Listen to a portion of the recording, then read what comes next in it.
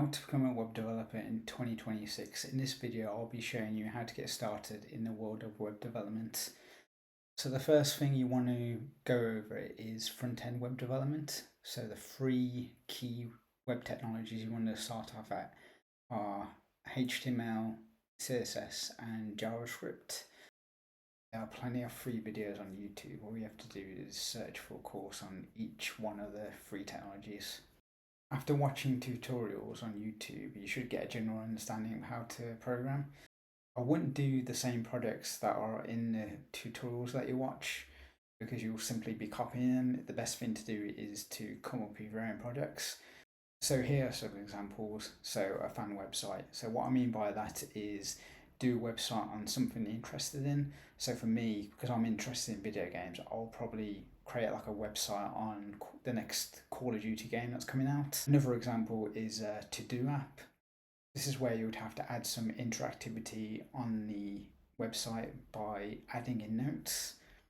And after that, you can move on to something more complex, such as an admin system, where, for example, you've got customer data and you would use this system to create, edit, and delete customers. So the benefit of working on your own project is you'll be running into problems and you'll be forced to figure out how to solve those problems, and that's how you're going to get better as a web developer, because you're getting trained on how to come up with solutions to problems that you need to solve. So for the next section, I want to cover AI. So you can use, for example, ChatGPT. You can use it to ask questions on issues you may have, but it is important that you only use ChatGPT to ask it how to explain how to code rather than using it to generate code on your behalf, because you're not going to be able to learn how to program otherwise if the AI is the one doing the programming for you. So back-end web development, after you've covered front end, you can move on to the back end. So I'd recommend Node.js. So this allows you to program JavaScript in the back end.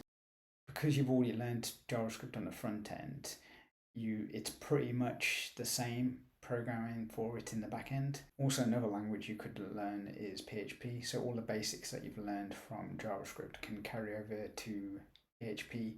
So things like variables, if statements, for loops, you would know how to do that in PHP. It's just going to be written in a different way in PHP. And just like the front end, you could do the same with the back end. So you could go on YouTube, search for tutorials, and you'll be able to learn that way. So I've got a more detailed roadmap to help you get started in web development. Check the link in the description to gain access to it.